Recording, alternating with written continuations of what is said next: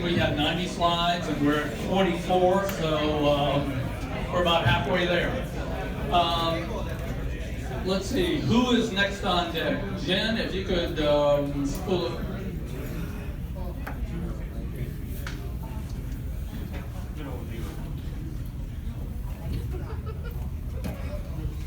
Come on, driver. Yeah. Jen, spool up our slides. Okay, plan. Okay, Norm, who's going to address that slide? I'll do that. Hey, Arlen. Okay, mic is in front. I turned it off, so turn it back on. The button's on. He's got it right. Oh, okay. All right. No, turn it on. Okay. Rick. I got this. Okay, ladies and gentlemen, Arlen Bust. There's just a whole lot going on in the whole lot going on in the media world right now. If you have been out to our website, Jennifer is doing a fantastic job of populating that. Good information. If you signed up, then you get the email alerts every time she posts something new. So if you've not done so, get out there. The little white cards have the website address on it, and jump out there and take a look around. She's also got other social media that you can follow, Twitter and whatever. On the media side, Megan has been doing a phenomenal job getting the local media, both print, radio, and TV involved. Folks have been doing a number of interviews. You're hearing spots on the radio, TV. If you watch Alabama Public Television, stuff pops up on there. So all of that is working. If you're driving down the road and you see one of the electronic billboards, suddenly there's a Wallet Heels note on there. All right, that's what Megan has been doing. Just a phenomenal job. Do I have any questions on? Jennifer, next slide. Here's one. All right. That's what it looks like. That was on Route 72, but we have 4 of those up and running, and it cycles through, and we're able to change them also. So really looks good. They're up over one. County Line Road. Yeah, there are 4 different images that they cycle through on all 4 of the billboards. So, I mean, that's just super. If you go into a restaurant and you're sitting waiting to get a table, and they've got one of the big screen TVs there, and they cycle through ads, well, lo and behold, the Wallet Heels is on there as well. So we're reaching out there about every place we can think of, and that's going very well. Next slide. Before Ralph talks, does everybody know about Mojo 104.3? Anybody have any? No? No? All right, never mind. Mojo is supposed to be calling you. He's got a big following. Let me have the mic. Mojo has a big following on Mojo has a big following, 104.3, you know, ZYP. You never heard of 104.3 ZYP and Mojo? Nope. He's one of these guys that gets up, they raised him up when it's Toys for Tot time, and he spends 3 days up in the air and does his radio show from there. So we're hoping to get in there. Arlen, you gotta make that happen.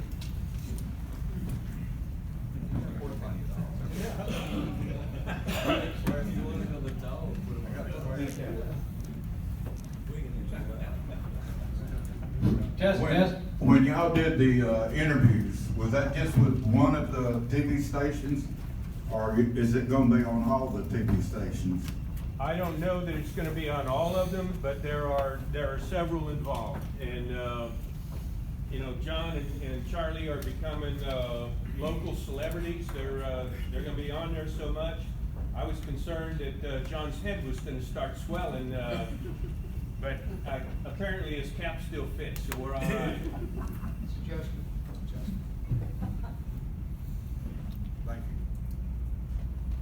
you. Okay, my name's Ralph Harris, and I'm responsible for the safety and security.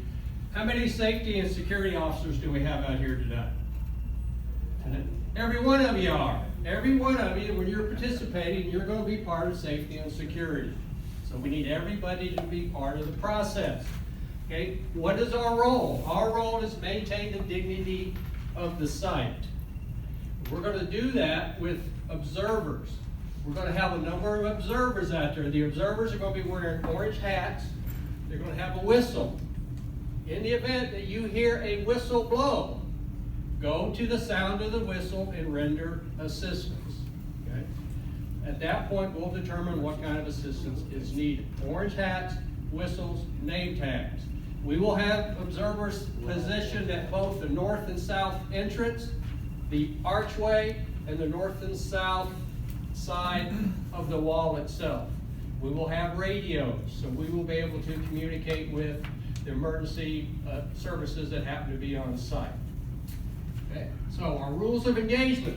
Remember, we are not law enforcement and we are not first responders. We are observers. We will identify and request assistance.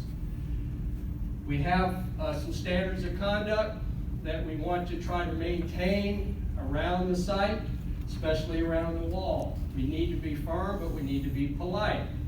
Our biggest issue may be on Thursday and Friday when the 700 and 800 school kids come in there. Now, they are going to be briefed on the standards of conduct, but we need to make sure that they conduct themselves accordingly when they're around the site.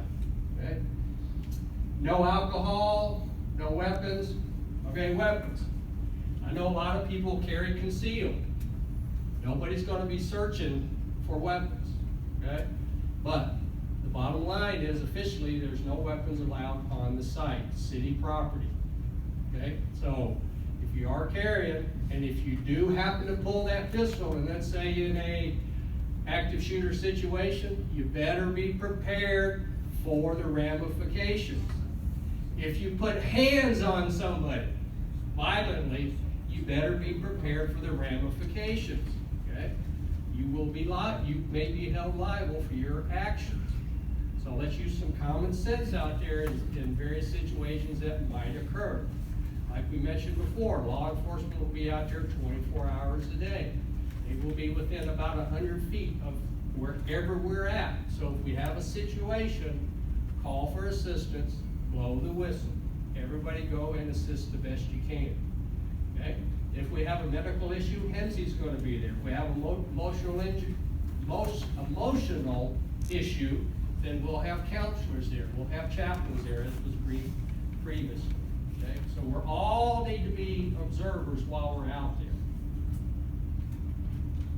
Alcohol. I've been to the wall in DC a number of times. And you'll see individuals will walk up and they'll pull out a flask and they'll take a drink. Okay? To their lost buddy or whatever. Is that something we're going to interfere with? No. Okay? So if it's appropriate, if it fits the situation, we let these guys and gals do what they need to do because it is the wall that heals. Okay? Of course, we don't want somebody to abuse that privilege. So that's where we got to use our judgment again. Okay, next slide. Ralph, I have a question. Yes, sir. Are you going to have any standards for the service dog to be wearing their appropriate vest?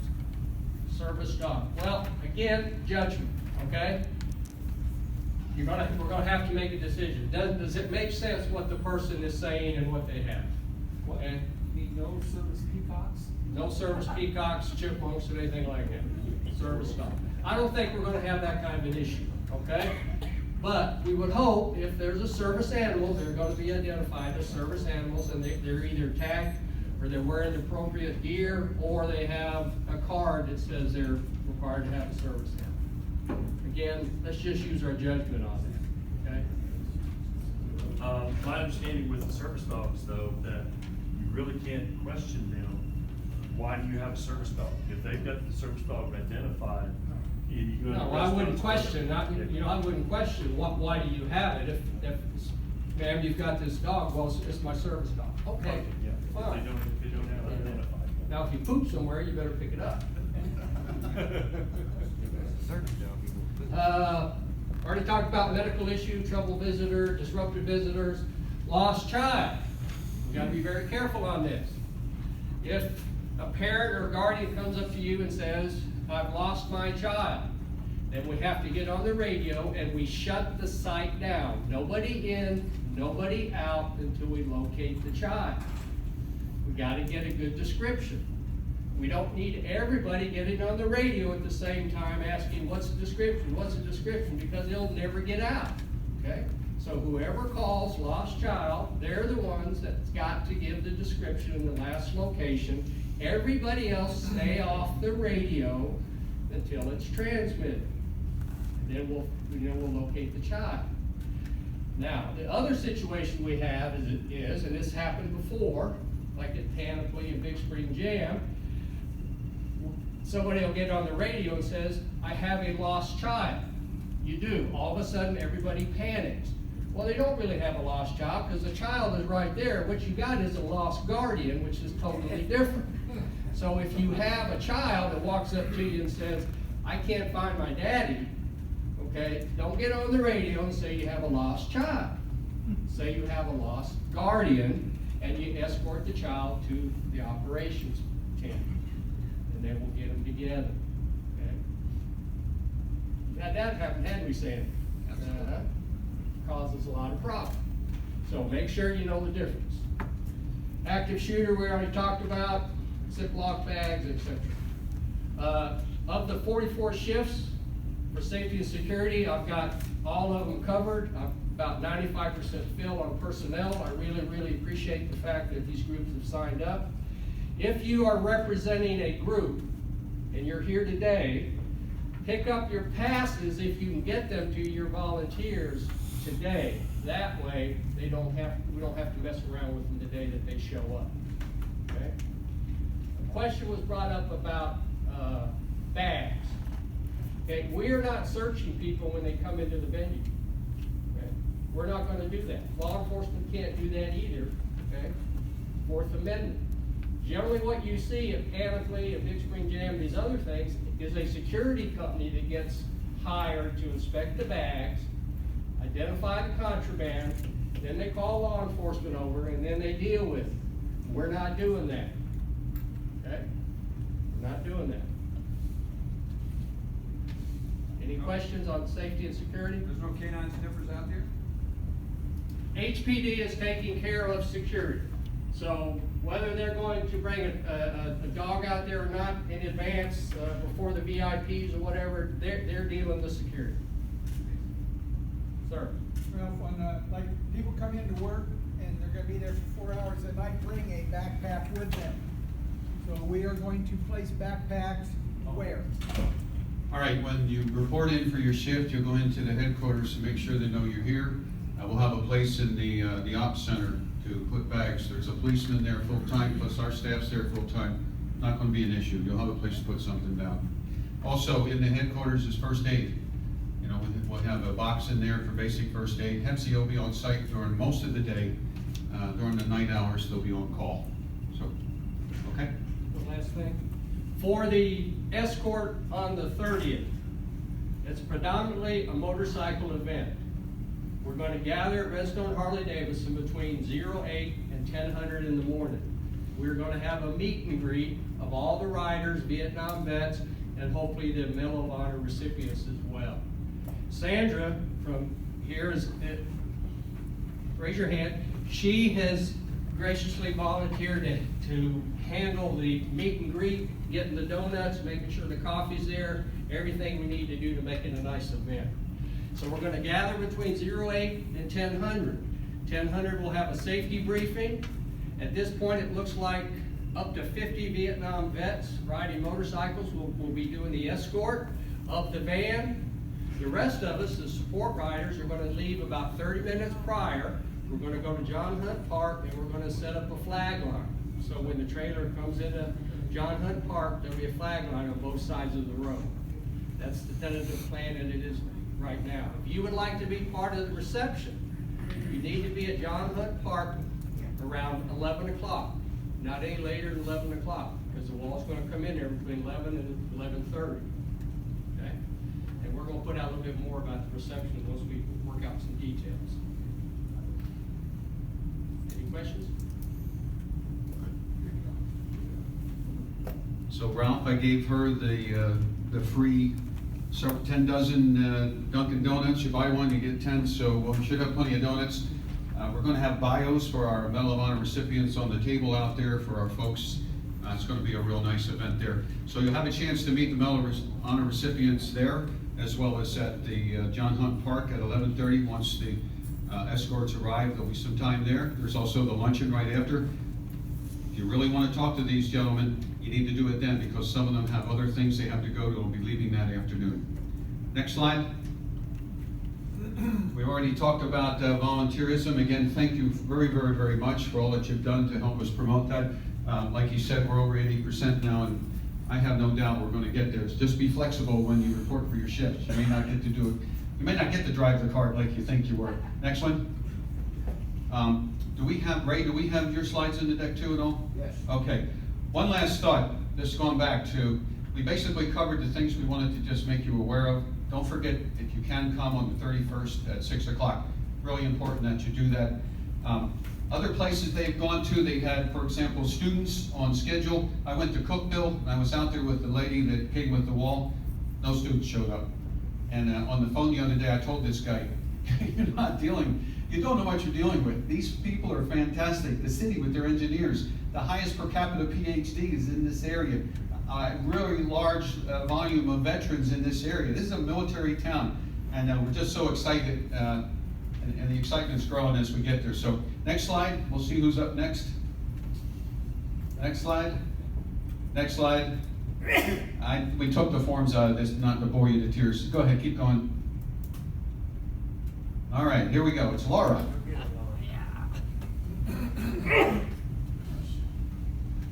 Good morning.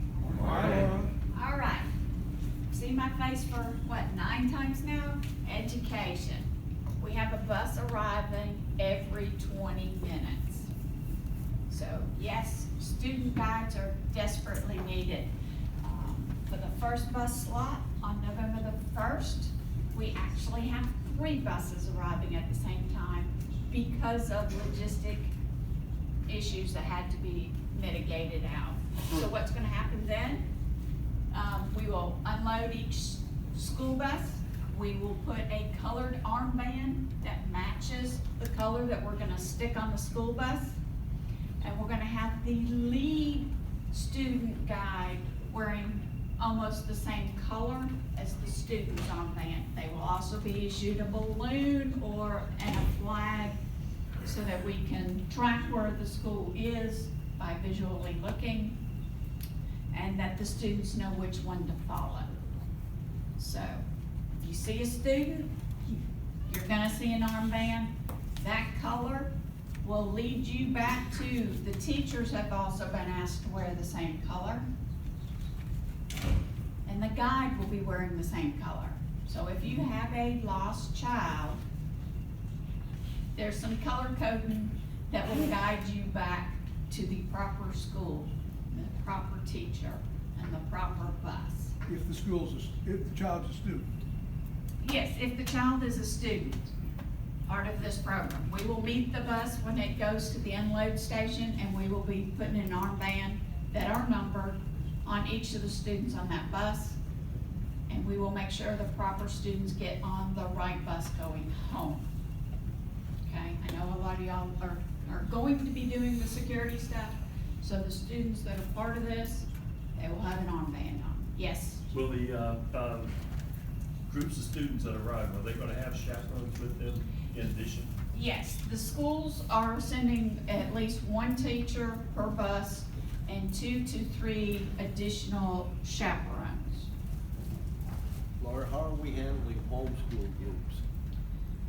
Right now, homeschool groups have not signed up as a bus. They are just going to be students So on they the just get grounds. on their own? Right, and that's what I'm telling you, we're marking all of the students coming off the buses in such a way that we know and can track it back. Any other questions? Age groups? Age groups, 6th grade through 12th grade. On November the 1st, 8 school buses are coming from the same school. and we have to make sure the students get back on their bus, back to their school. So we are going to have a really good time. The students are getting certain materials presented to them before they come, so they might have questions. So, you know, if you see some of the children and they look like they're having a question, please help them to we want them to remember what has been done so that they can move free. Yes, John? Is there gonna be, a script that you would prefer for the student guides to have to, just make sure that they cover all the essentials? Okay, there's two sets of student guides. There's the student guides that are going to assist the 52 students off of one bus, okay? But the lead bus guide actually gets a packet from me, and I will be giving them special directions. They will be the one with the flag. They will be the one with the balloon. Okay, so what that means is that there's the lead bus guide, they get the package from me. The other student guides will be assigned up to a bus. So, right now, on November the 1st, I do have several openings for bus guides, the ones that specifically get the special package from me. So, if you're interested, let me know. I can actually tell you on those the specific 2-hour window that you're needed, not the full 4 hours. Any other questions? I got one back here. Okay, The answer sheet to the questions that the kids are gonna ask. that's a Zig. I direct you to Zig on that. He created the material, he's created the questions, and yes, I have the answers, but I think Zig was gonna post them on the website.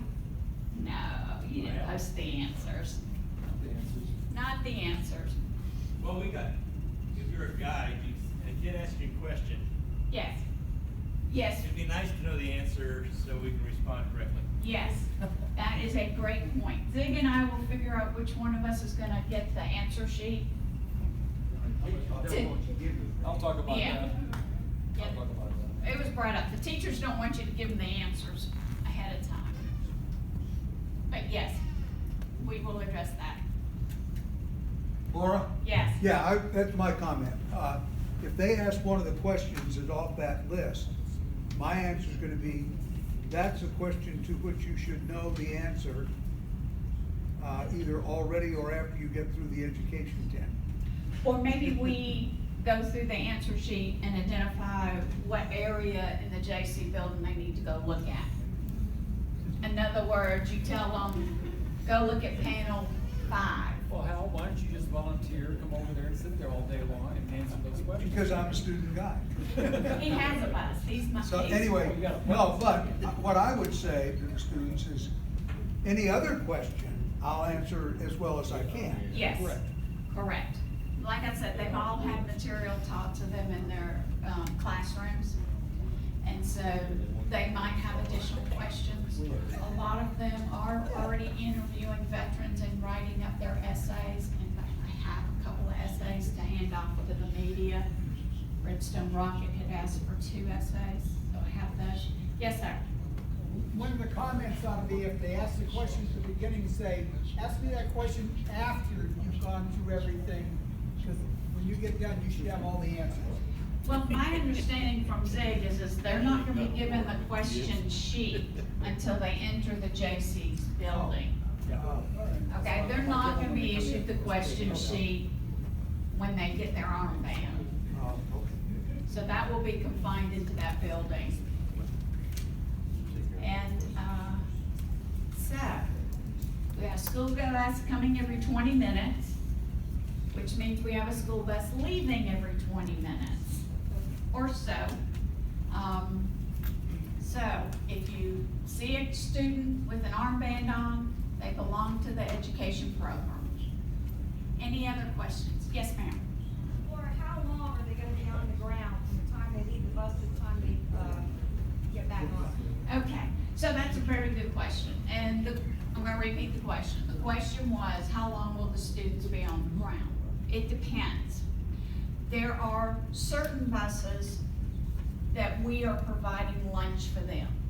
If they are one of the schools that have the free lunch being provided, they stay an extra 30 minutes. Otherwise, I think it's 2 hours and 15 minutes. 15 minutes. If we can keep every bus arriving on time and every bus departing on time, we'll have a great time. And that is another thing with the student section. We have a group that will be tracking the buses from their destination when they leave out to make sure that they hit the unloading point at the right time. However, we have like one school, they have a 3-hour drive time to the event one way. And then they're gonna do our event, and then they've got a 3-hour drive home. We're not gonna track them once they leave. We're only gonna track them from departing to the time they depart again from us. Any other questions? Yes, ma'am. Just one other, are you going to ban the students before they disembark the buses? Our intent was to ban them as they step off the bus. So in other words, they're gonna sit on their bus, they'll step off, we'll ban them, the next kid will come along and we'll ban them. They're pre-sticking, colored bands. We are not using the Huntsville Hospital band marking. That was deemed not quite appropriate for us. Are you part of the Huntsville Hospital band marking? No, part of the JC's education was USO tax. Okay. Well, we are definitely going to have a lot of students going through there. Any other questions? Laura, I've got one real quick, if my mic on, yeah. Jen, go to the next slide, please. You want 2 minutes, okay, because we need to move on. Talk about the rocks. Okay, so the rocks are, we've already delivered them. Brian helped me. The rocks have been pre-made. The bottom of the rocks have our Facebook page. The top has the top cover that's either white or red. They are delivered to the schools. The students will decorate them and be giving them away as thank you for your service. We remember, we care. Whatever message is on top of the rock is unique from that student's perspective. The top is they've done the decoration of. If you get a rock, we need you to take a picture of you with your rock and post it to the Facebook page. If you don't know how to do that, see Jen. Is that it? Any other questions? I see no more hands. I get to be dead. Good. Zig is next. Zig?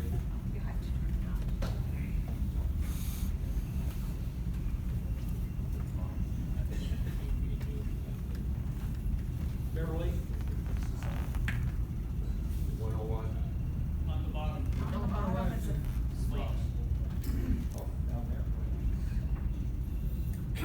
Beverly, I want to thank you for what you've done, but I got to caveat some things. I'm just a worker bee. I'm just do jobs and make things happen. The real people that work with veterans are sitting out here, and the organizations that support them directly, from when they have problems, when they need beds for a house fire, or any of the support, the organizations, the VBA, those are the real true veterans of the year that you need to recognize. And there's a lot more of it than just somebody like me who walks around and does jobs and make them happen. So I wanted to make that comment a little bit before I deal with this. I'm humbly thank you, but there's a lot more out here in this community. This community is an exceptional community in the sense that our veterans organizations, not many places in the United States can put one of these on. It's just darn near impossible for those type of organizations. So thank you. Want to hit the slide? Hit it again. This is just generally an overview and entry of what we are about in doing the JC building. you notice the first paragraph, we're a historical exhibit of the Vietnam War. That's what we're trying to do. And basically, we want to show a little bit of the equipment, environment, and life, what a veteran actually went through during his year in Vietnam. And it is something that people will not normally see. And part of that is the history. And we're doing that in conjunction with the Wall of Heels, but we're actually more supporting the 50th anniversary of the Vietnam War and the elements of it. One of the things that you notice is you're going to see that red box down there in the bottom on all the handouts.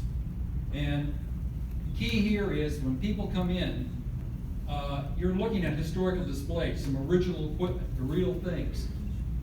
You don't want people going over and grabbing them if you possibly can. And that's a security type of thing for some of the elements we have in this thing. But you'll be authorized by a docent or somebody, Ed Kennedy, standing there saying, yes, you can look at this or not look at this. And part of that, there's going to be a few weapons from the museum over there at that time too. Hit it again. Hit it again. This is not supposed to be. This is really a quick status of where we are. We've basically coordinated the interviews with the folks in Washington. There's 18 of them. They're still doing some scheduling on it, but there's 18 identified right now. They start on Monday morning. They'll go all the way through Saturday afternoon. The scheduling's on. High school field trips, as you notice, we already talked about it. Our production work on the banners and posters, we'll talk a little bit more, but they've all been printed. We're up on that. The vehicle displays, we'll show you a little bit of what we're doing with that.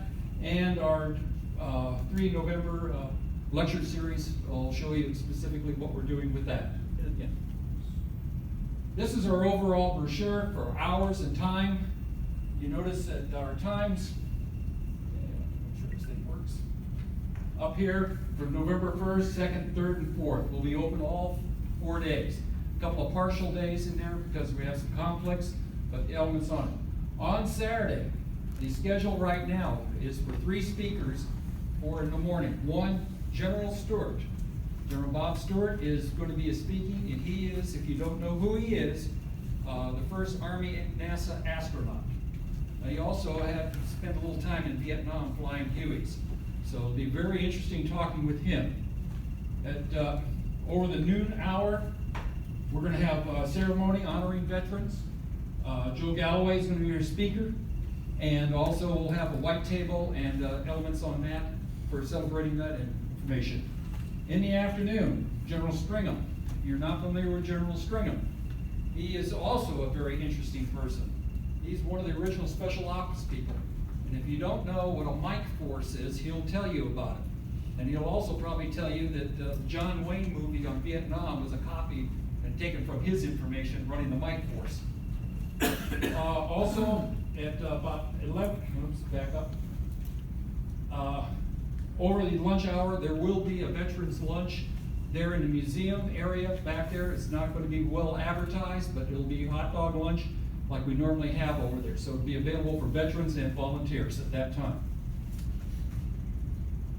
This is the layout we're dealing with the building. Out in front of the building, there will be a large banner up there welcoming. If you haven't seen this banner, it's actually about a 10 by 20 banner hanging over the door. There will be Buck 3 at the Huey out there, and also a 2.5-ton truck out in front. People will enter through this side entrance over here. Down the walls, what we'll have is these helicopter people. We'll have Vietnam displays of equipment with Ed Kennedy and all his stuff. One of the things I've always talked about with Ed, if you ever had a desire to see a North Vietnamese mess kit, he probably has one. It's got that much info. Women VA, there will be another display up there for the 50th anniversary. Down the center of the building, there's going to be vehicles from the museum. Where it says USO, there will be a GP medium set up with a full operating USO inside the building. Down the other side of the building, we're going to have a sign-in for veterans. Then we're going to have a history wall that I'll talk about in a minute here. But that is about over 100 feet of history of the Vietnam War with banners and posters. Kids can come in for that. We'll have the kids and they'll exit out through the other door to meet their buses.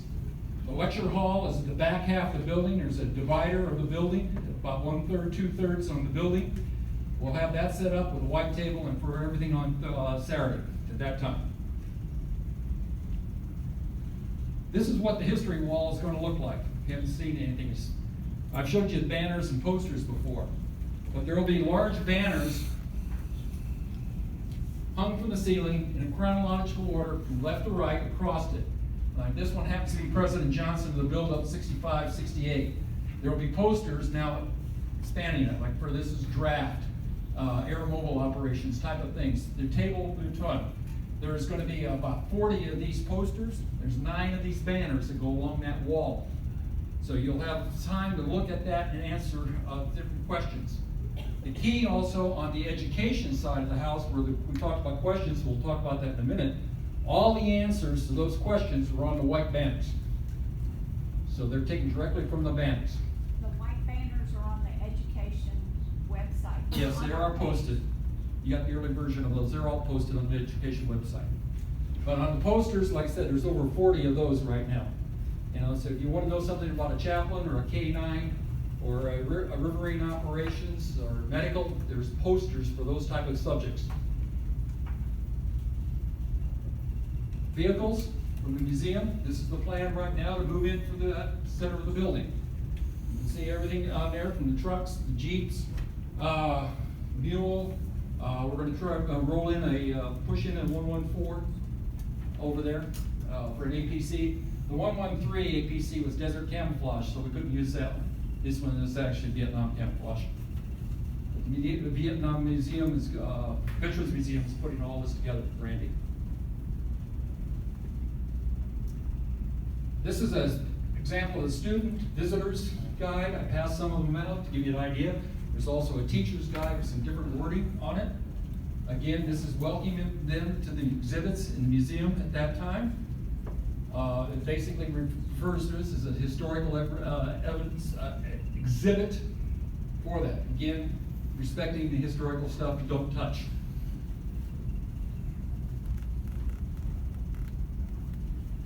This is a test. There are 16 questions laid out here for the students.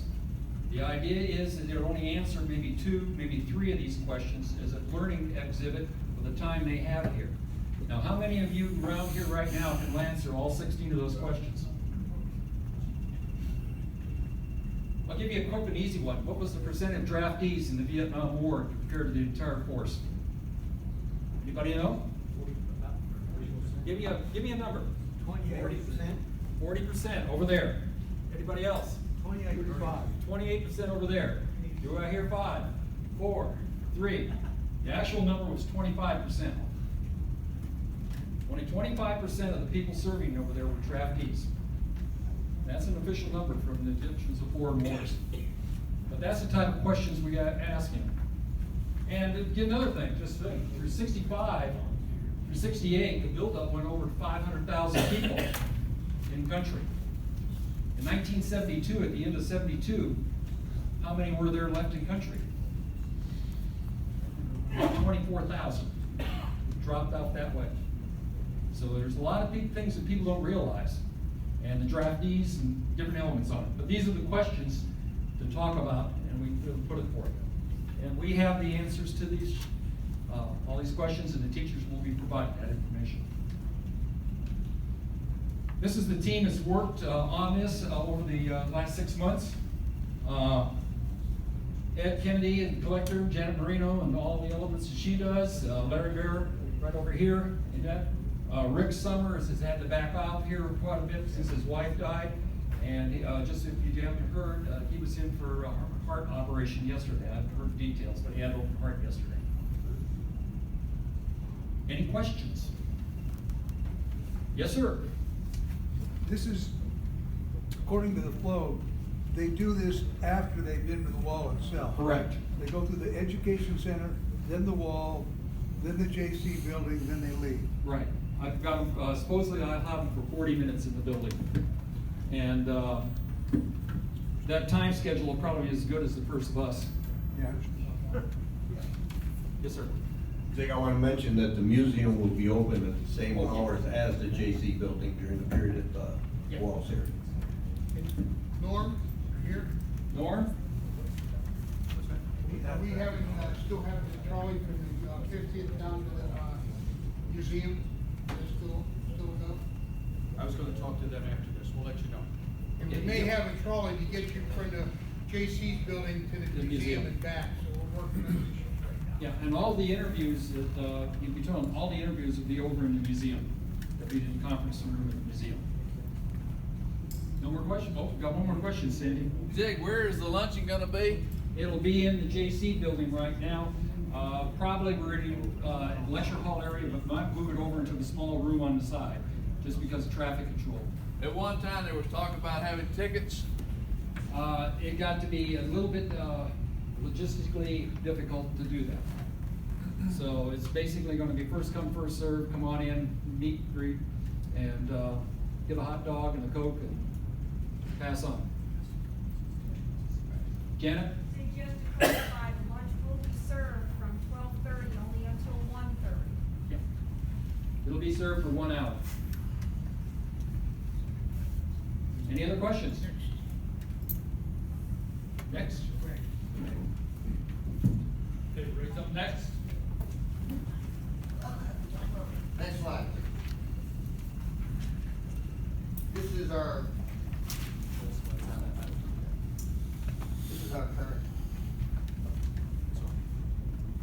current status. We've got an income of $71,500. To date, we've spent $24,000. This was as of 16 October. As of last night, that number is now $26, almost $27,000. We're spending a lot of money right now. We're implementing everything that we planned for the past close to a year. We have one outstanding pledge of $8,000, still working on that. When we get that, then our balance would be, with the increase in cost, will be about $52,500. Next slide, please. This number right here is shrinking as the days go by. That's the difference between what we have budgeted and what we have in actual cash on hand, because the budget is changing slightly as we get closer to the activity. Spending money for meals, we have insurance we have to pay for. So as of right now, that 10 grand is more like 7 grand. That's a pretty tight management reserve, so the whole team is working really hard to minimize cost. I have to give a nod to Norm and his guys. They've been very good stewards of the money. So, any questions? Next slide. Y'all have seen that before. It's kind of almost past time to start donating money, but we'll take more. Yeah, we still have our hand out if you want to donate or nobody wants to sponsor, send it in. Yeah, it's still there. It's still the opportunity to do that. So any questions for me? Thank you. For 9 months, I've been the guy standing between you and the end of the meeting, so I guess, Charlie and Jim, y'all understand those who will last shall be first. Maybe that way we can turn out. Anyway, Brian Dobson, I want to thank everybody who helped coerce, talk to, particularly with corporate sponsorships, get folks to write checks to fund this event. 44 years ago next month, I reported Redstone Arsenal as a second lieutenant and worked for Ray Zimmerman's daddy in the munitions department at building 3305, and I've been part of this community ever since. And if you go away from Huntsville, you realize what a unique community Huntsville is, and this is a great example of it, and I'm proud to be associated with it. Laura mentioned I helped deliver rocks. I did. My wife, who's taught school for 45 years, and I Monday drove to DAR at the Grant and drove to Bridgeport. And I'm telling you, these students are hyped, particularly at the DAR school. Students were talking about this field trip. The teacher was talking about it. It's a neat thing. And if you go and see Bridgeport, middle school, you'll be real glad that we raised the money to pay their expenses to get over here, because I guarantee you that's not the way those kids would have seen it. So, a couple of three things to do. And the sponsors list up here, please do this for us and for all the veteran events in the future. When you see Mayor Battle, when you see a member of the city council, say thank you. Go to them and say thank you for what you did for the Wall at Hills. Thank you for what you did for the veterans of this community. Those folks are politicians. They need to be told thank you. And second of all, even as important, is when you see a representative from one of these companies who have written checks or who have given us stuff, walk up to them and say, I'm a veteran and I thank you for what you did. They need to get that feedback. They need to know that their names were noticed, that they supported this event. So that the next time we go to them with a veteran-related event, they're willing to pull their checkbooks out, because they're not doing this because they're gonna increase sales or anything else. They're doing this out of the goodness of their heart. So say thank you. That's the easiest thing that we can do to each other, to anyone else, is when they do something for us, say thank you. For these sponsors and for the folks, just as we've expressed our deep appreciation to the employees of the city of Huntsville who are doing the work. We need to tell the elected leaders of the city of Huntsville that we appreciate what they did, because they didn't have to do any of this. They did it because they knew it was the right thing to do. So again, I thank you for helping meet the monetary goals, and I'm happy Ray and Pete and John and all the rest of them are spending it all. So any questions for me? Okay, Pete, you're on. Ladies and gentlemen, the chief of staff. Hear me? Unfortunately. How many times I've heard that? I'd just like to thank everyone here and all the rest of the community that support us on this with the sponsorships and the donations and things. And I especially like to thank the core staff and all the support and staff we have. We have about 30, 40 people that are actively involved in this. And I think today was probably the best presentation we've had of how engaged they are, how much work they put out, and how we're trying to prudently spend all the money that's been provided to us. Because when people hear we got raised $71,000, what are you gonna do with all that?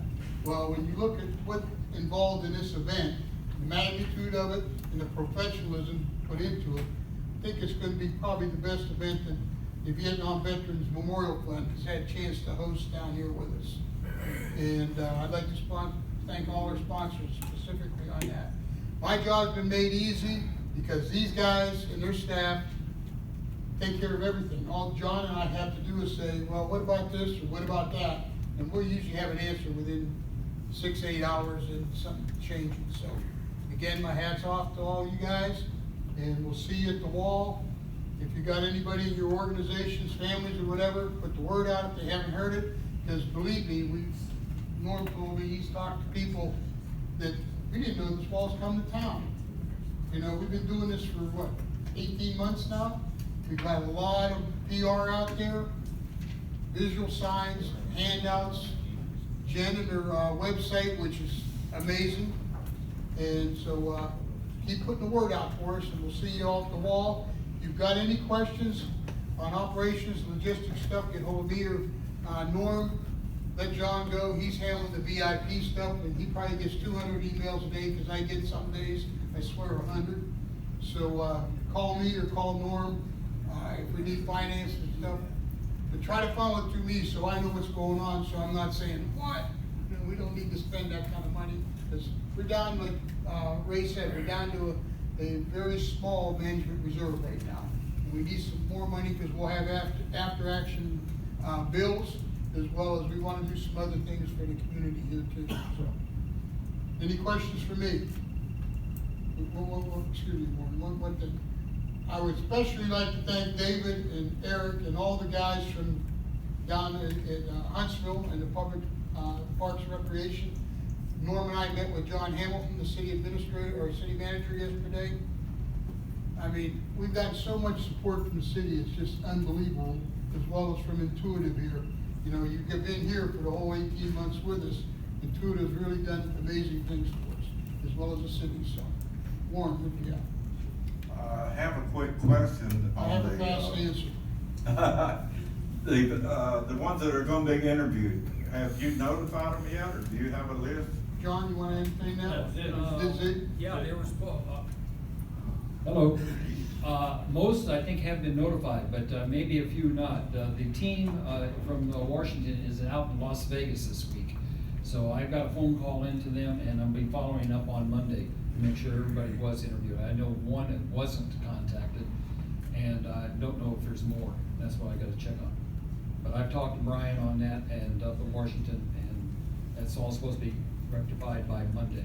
But they control the schedule, and right now, that's what they asked for. Okay, thank you. I got one, I'd like to say just a few words.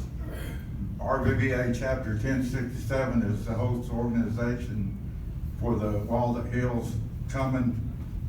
John and his team, they did a great job. And we kind of stood in the background, but we will be there every day when the wall is there. And another quick comment, we have several general officers that are members of our VBA chapters. General Lane, General Stewart, and General Stringham comes to mind. And we've got a bunch of the Helicopter Pilots Association, and of course Sergeant Majors Association, Warrant Officers Association, and so on. But we're trying to catch the chapter in Florida. We're the 10th largest chapter in the nation. And we've been trying to overtake that chapter in Florida, which is 1036. We tied them one time a few months ago, and they keep getting ahead of us. But we want people to sign up, and we would like to be number 9, the 9th largest chapter in the nation. And we've got over 550 members now, but we need all we can get. Warren, talk about honorary membership. You don't have to be a Vietnam vet to join. Well, you can join as an associate member, and but they keep that separate from the actual VBA. And so when you join as an associate member, then that money goes to the AVVA. And of course, they do a lot of stuff too. They have a lot of spouses and people that have joined that way. But you're right, you can be an associate member through the AVVA. Okay, one other thing, chapter here is coordinated to bring in the Vietnam Veterans of America President John Rowan. He will be here for our opening ceremonies and maybe at other times. So, again, any other questions, or we'll get you out of here. Yes, sir. Is there a wreath laying ceremony at 1800 on the 2nd of November? Yes, if your organization wants to do that, just get a hold of me. Any organization that wants to put a wreath out there, just contact me. Okay, go ahead. Are the parking passes here today? Yes.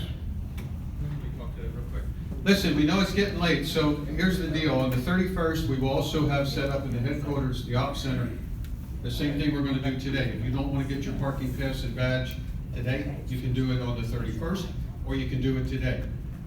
Well, we just need a couple of minutes to set the table up in the back here right after the meeting. Again, we talked a long time here today. We've done a lot of information. Call us if you need us, or any recommendations. Last call, any other questions? I'll pass you off to John here, Chairman. Okay, next slide, please.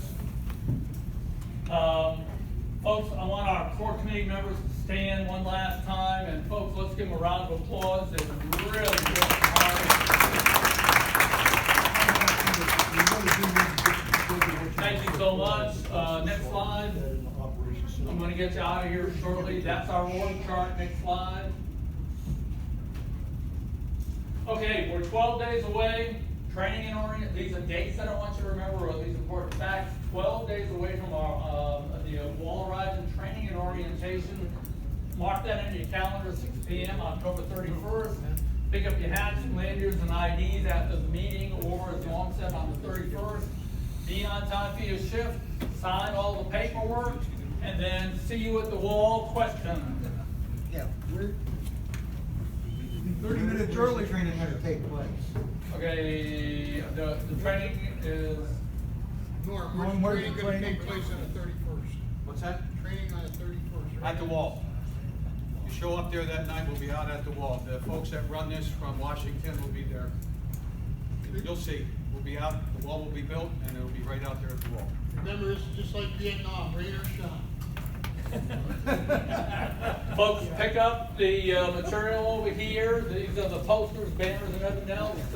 In 2 weeks, they're going to be collector's items. So if you want to store them away, thank you very much for coming. We'll see you all at the wall. Hats. Yep. Norm, Mark, Jacobson, Mark. We're gonna set up back there. Yeah. Mark, they're going to set up back there where you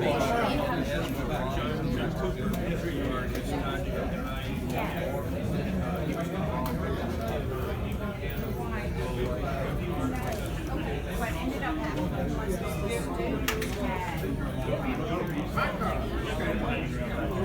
The whole idea is we still spending money on the profits either. No, I just make it easier. His daddy that can do it. You can use it for whatever you need.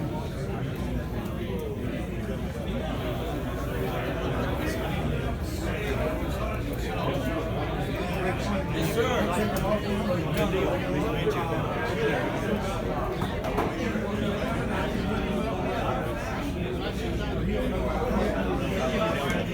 It's hard for me to be a lead somewhere else, so if I get a radio, I don't know. But that's what you're talking to me today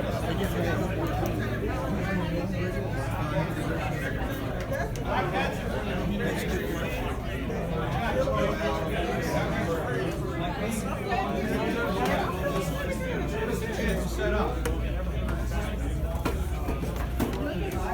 Hats over here. Hat.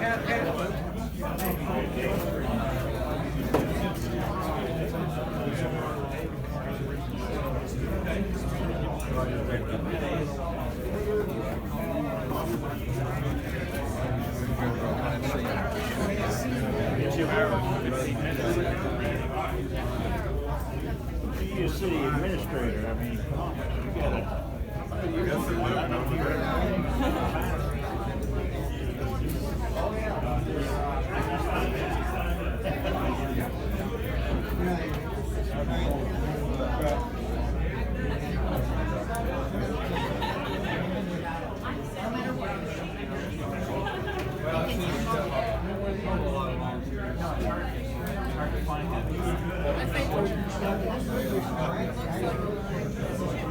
She takes care of me.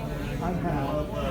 We met very, very briefly in the courthouse.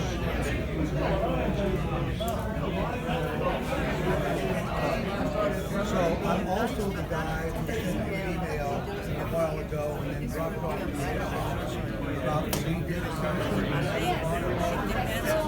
Yeah, okay, so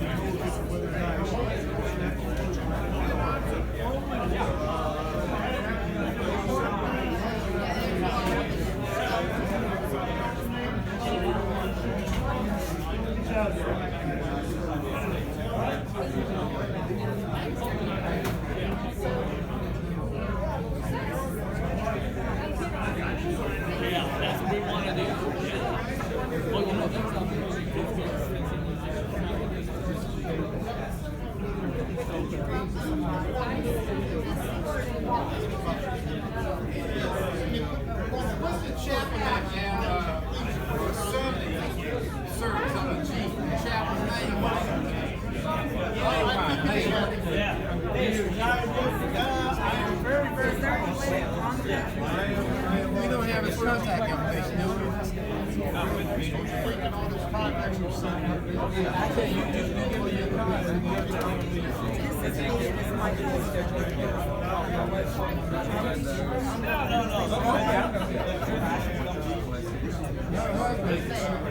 Sign language. They understand that. They may need that. We kind of talked about last time.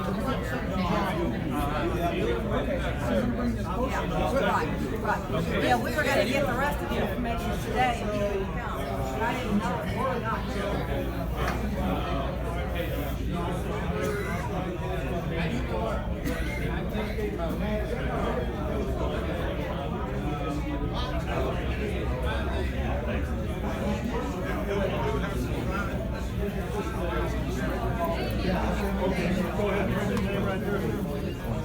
David, and that's what we're focusing on now. We got 84 kids, 103 voted, 84, 32 from that state. Right above where Prince's name was. I tell you what, then for sure, what I need to try to do is with us on Thursday, because that's where all the students are. So the background that you're bringing to it, you could be a pinch hitter.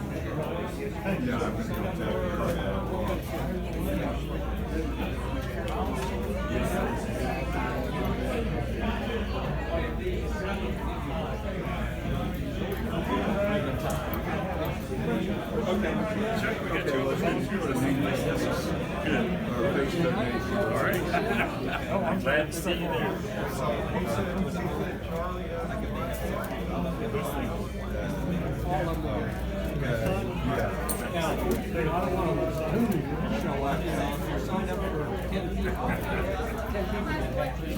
Now, we'll try to accommodate everybody. We should have some extras. But that's the one we're showing. Site 9. Okay. Sam, how you doing? Right there. Are you gonna be around the kids? Wait a minute. You guys gotta walk. We got different sizes of hats going on. Brown for all years.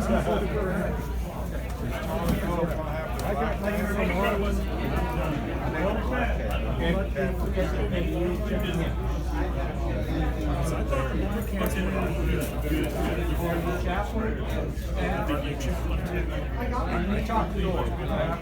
don't know. I got Charlie's Harlan and I'm done. I got 50 black hats. He wants to put a, We don't got vehicle passes though, right?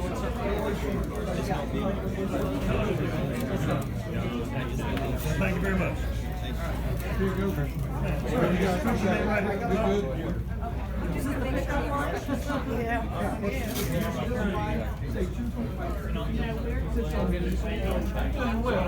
Show up. This is for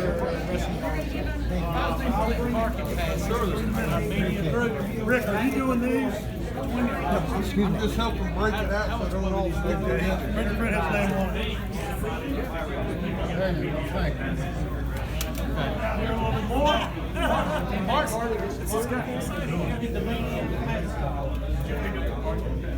you.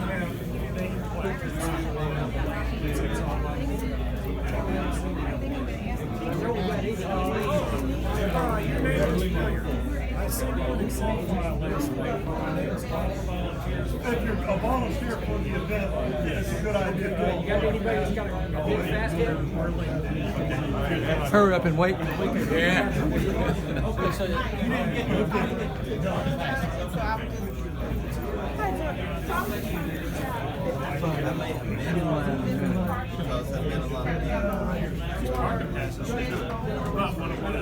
We should have plenty of extras. If we just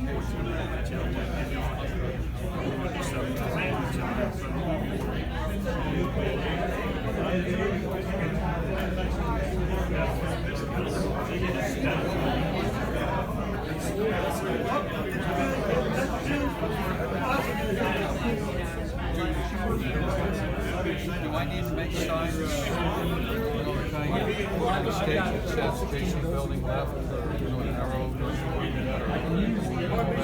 Like for these drivers. Yeah, since we didn't sign up for a table this time.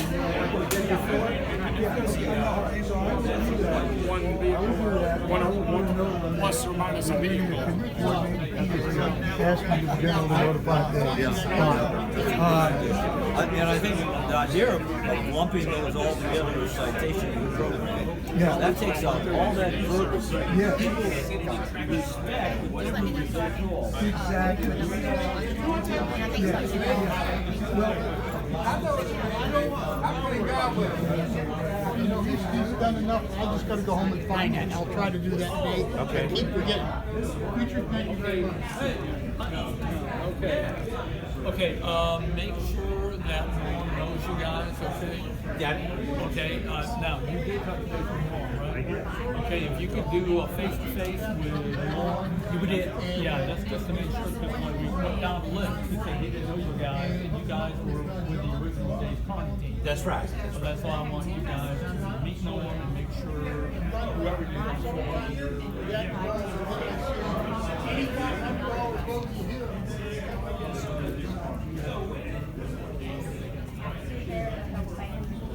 Buddy, how you doing today? Good, good.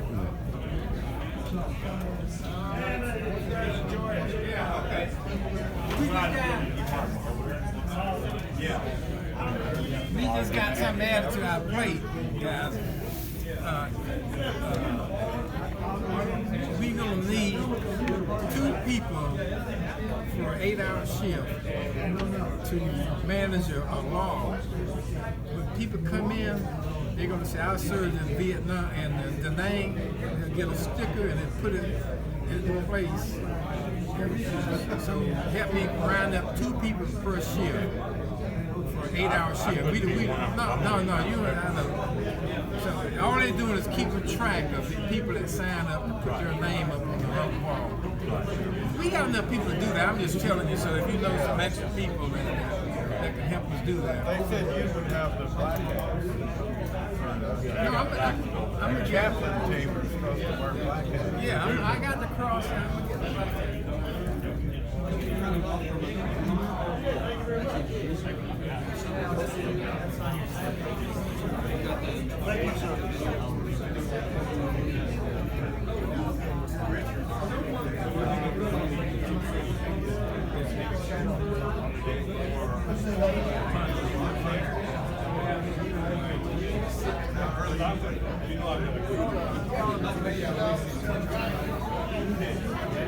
Early